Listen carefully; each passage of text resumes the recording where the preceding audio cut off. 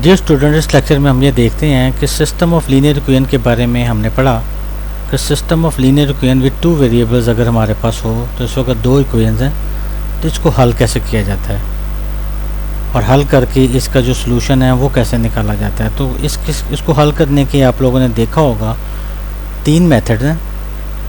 एक है substitution method,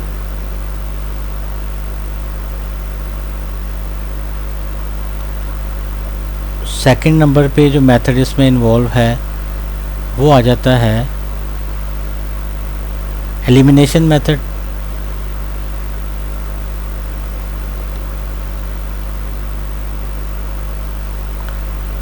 number 3 पे आ जाता है ग्राफिकल मेथड।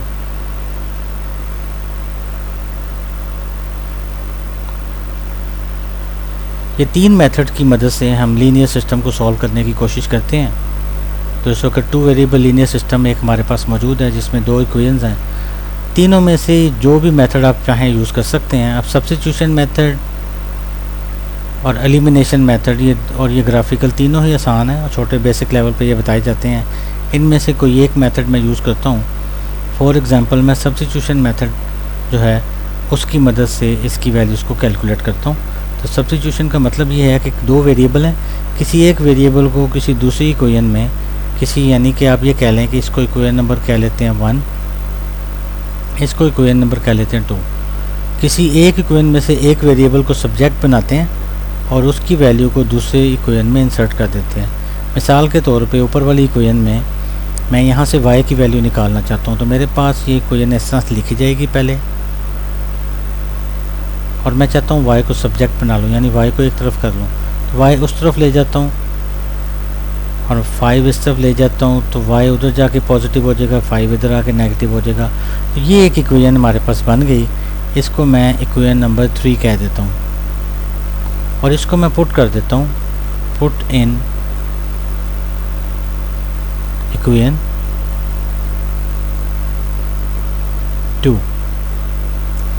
अब ये y की जगह पे मैं इसमें 2 पुट करता हूँ, यानी इक्वेशन 2 पुट करता हूँ, तो मेरे पास बनेगा 2x minus 5 which is equal to 7। Simplify करने से मुझे x की वैल्यू मिल जाएगी।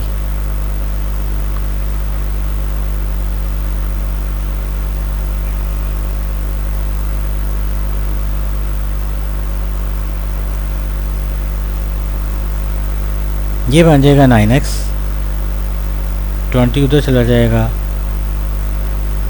तो यहाँ से तमाम स्टूडेंट्स को आइडिया हो जाएगा 27/9।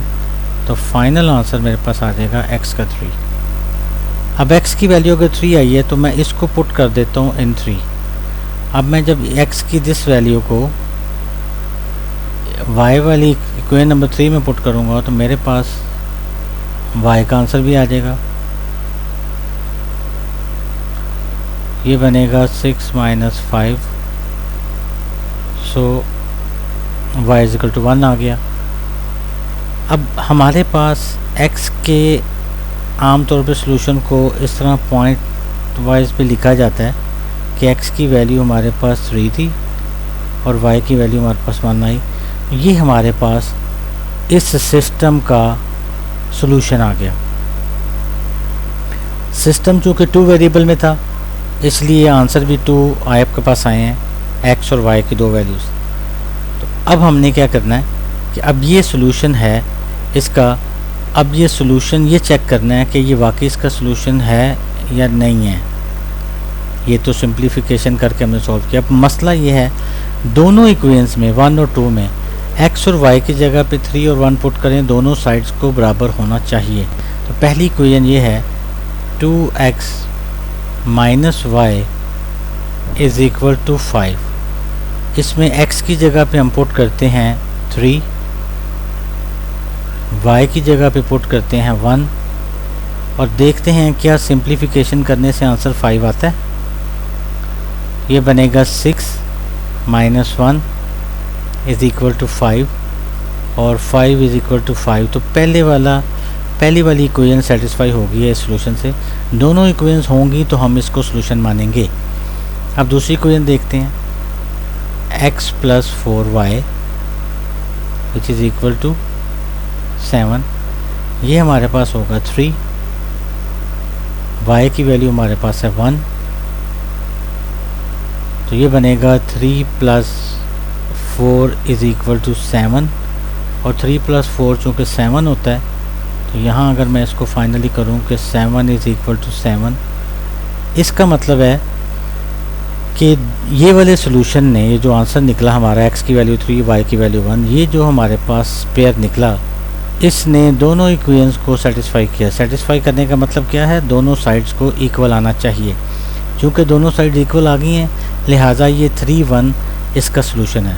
ये तो हमने आपको अलजेब्राइकली करके दिखाया। अब मैं इसका आपको ग्राफ दिखाता हूँ कि इसका ग्राफ बेसिकली जो है वो कैसे प्लॉट हुआ होगा। तो बेसिकली सॉल्यूशन का मतलब क्या होगा और इसका लिंक किस बात से जोड़ेंगे कि जो हमने पीछे ये चीज़ जो है वो देखी थी कि सिस्टम ऑफ लीनियर इक्वेशन के 3 तरह के सॉल्यूशन पॉसिबल हैं।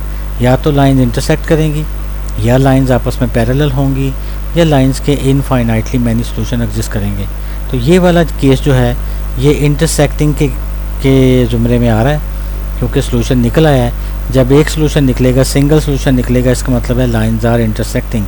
यहाँ हम मेंशन कर सकते हैं कि लाइंस आर इंटरसेक्टिंग।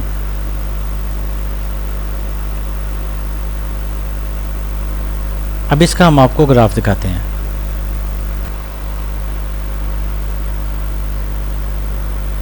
अब यहाँ आप देख सकते हैं जो पिछली दफ़ा जो हमने अभी इक्वेशन सॉल्व की हैं, जो ये लिखी हुई हैं बाकायदा आपके पास, 2x minus y is equal to 5, और दूसरी इक्वेशन थी x plus 4y is equal to 7। ये दोनों दो डिफरेंट कलर्स में इनकी लाइंस को ड्रॉ किया गया, और दोनों ड्रॉ हुई तो ये आपको एक ब्लैक कलर का पॉइंट नज़र आ रहा है। इसको कहते हैं पॉइंट ऑफ इंटरसेक्शन, और ये पॉइंट कहाँ पे मेंशन हो रहा है, 3 1 पे। तो ये ग्राफिकली ये ड्रॉ करके ये जो आपको दिखाया जा रहा है, दो लाइंस आपस में इंटरसेक्ट कर रही हैं। इसका मतलब है इसका जो ये जो पॉइंट 3 1 है, ये इसका सोल्यूशन है। तो सोल्यूशन जो इसका फाइनल आया वो 3,1 आ गया। अभी ये इस वक्त जिस फॉर्मेट में लिखा हुआ है इसे ऑर्डर्ड पेयर कहते हैं, चूँकि आपने कार्टेशियन प्लेन के ऊपर इसको प्लॉट किया है, एक्स एक्सिस और वाई एक्सिस को लेके। इसलिए अगर आप देखें तो कार्टेशियन प्लेन के ऊपर जब भी सोल्यूशन मेंशन किया जाता है तो वो ऑर्डर्ड पेयर में होता है, और उसमें पहली वैल्यू हमेशा एक्स को रिप्रेजेंट करती है और दूसरी वैल्यू हमेशा वाई को। तो इसका मतलब है कि लाइन इंटरसेक्ट जो है ये कर रही हैं। इसका मतलब है दिस सिस्टम हैज़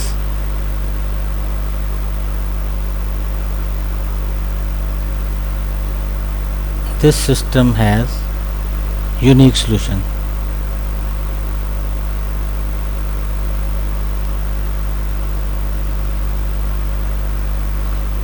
यूनिक का मतलब है कि जस्ट उसका एक ही सोल्यूशन है, जस्ट ओनली वन सोल्यूशन।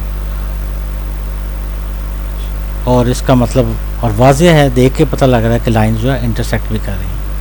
तो ये वन वे था कि अगर आप देखना चाहें कि लाइंस इंटरसेक्ट अगर करती हैं तो उनके सोल्यूशन क्या होते हैं, और वो बेसिकली इंटरसेक्ट करती हैं तो उनको इंटरसेक्ट करने का मैथमेटिकल मीनिंग क्या होता है, कि इंटरसेक्ट का जो इंटरसेक्ट करने से जो पॉइंट आता है वो बेसिकली उन दोनों इक्वेशंस का सोल्यूशन होता है। दोनों इक्वेशंस का सोल्यूशन क्यों होता है, हमने अभी ये प्रूव किया कि ये दोनों ये पॉइंट एक्स और वाई की वैल्यू दोनों इक्वेशन में अगर इंसर्ट करें तो दोनों इक्वेशन सेटिस्फाई होती हैं।